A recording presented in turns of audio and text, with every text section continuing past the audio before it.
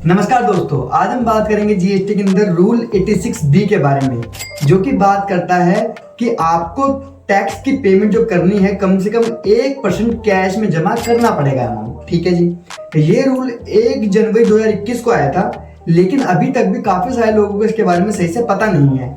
तो आज इसके बारे में डिटेल में बात करेंगे कि ये रूल किसके ऊपर अप्लीकेबल होता है और किसके ऊपर नहीं। ठीक है जी, चलिए स्टार्ट करते हैं।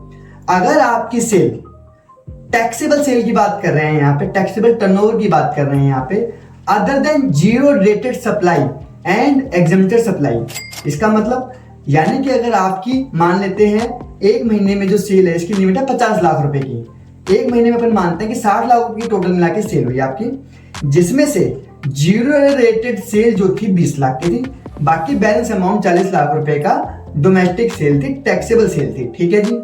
तो इस केस में ये रूल 86B एप्लीकेबल नहीं होगा, क्योंकि जो लिमिट दी गई है वो 50 लाख पर मंथ की, वो लिमिट दी गई है टैक्सेबल सेल्स की। ठीक है जी।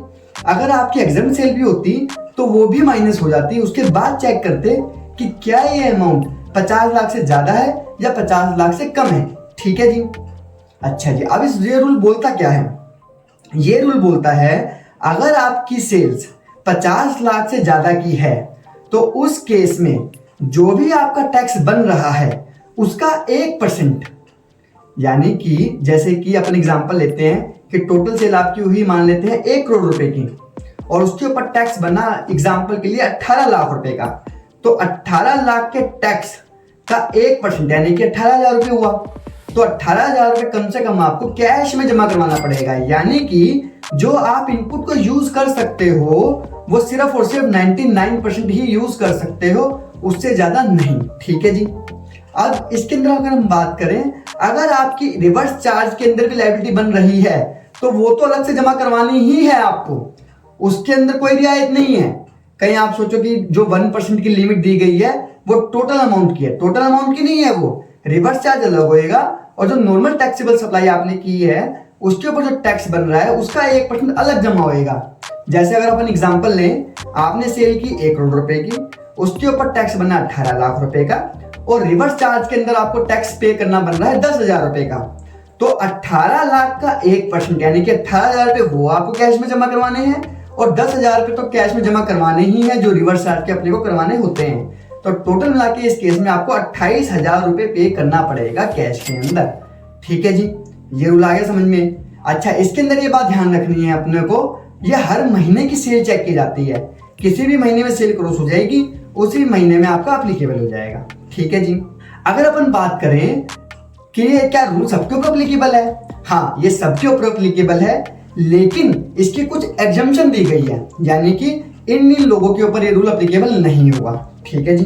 अगर कोई रजिस्टर्ड पर्सन है, उसके पिछले साल के अंदर उसका जो रिफंड बन रहा था वो 1 लाख या 1 लाख से ज्यादा का बन रहा था, तो उसको रूल 86B के प्रोविजंस कंप्लाई करने की जरूरत नहीं है, या मैं यूं कहूं कि वो रूल 86B से बाहर हो जाएगा और उसको किसी भी तरीके का 1% टैक्स कैश में जमा करवाने की रिक्वायरमेंट नहीं पड़ेगी। ठीक है जी। अगर आपने अभी तक, जैसे कि एग्जांपल मानते हैं कि आपका फरवरी 2025 का महीना चल रहा है, तो अगर आपने जनवरी तक 1% से ज्यादा कैश ऑलरेडी जमा करवा रखा है, तब आपको फरवरी के अंदर कैश जमा करवाने की जरूरत नहीं है। ठीक है जी, आगे बात समझ में। तो ये सिंपल सी बात हो गई। अब आई बात तीसरी, अगर आप रजिस्टर्ड पर्सन हो गए एज ए प्रोप्राइटर या एचयूएफ, मतलब कोई भी हो, उसके जो मेन पर्सन है, लाइक प्रोप्राइटरशिप फर्म के अंदर प्रोप्राइटर हो गया, एचयूएफ के अंदर कर्ता हो गया, कंपनी के अंदर मैनेजिंग डायरेक्टर बोल सकते हो या होल टाइम डायरेक्टर बोल सकते हो। अगर ये इनमें से कोई बंदा है, या पार्टनर्स की बात या पार्टनरशिप फर्म की बात करें तो पार्टनर्स हो गए। ठीक है जी। अगर इनमें से किसी बंदे ने पिछले 2 सालों में 1 लाख से ज्यादा कैश में टैक्स जमा किया हुआ है, इनकम टैक्स की यहाँ पे बात हो रही है, यहाँ पे जीएसटी की बात अब नहीं हो रही, या तो आपकी फर्म ने पे कर रखा है या फिर उस इंडिविजुअल ने पे कर रखा है। लाइक आपकी एक प्रोप्राइटरशिप फर्म है, आपका नाम मान लेते हैं राम मोहन सोहन है, और राम इसके अंदर जो है वो है प्रोप्राइटर। ठीक है जी। अगर राम ने पिछले 2 सालों में अपनी इनकम टैक्स रिटर्न जो भरी है उसके अंदर 1 लाख रुपए से ज्यादा का टैक्स जमा करवाया है, तो उस केस के अंदर रूल 86B से आप बाहर हो जाएंगे। ठीक है जी।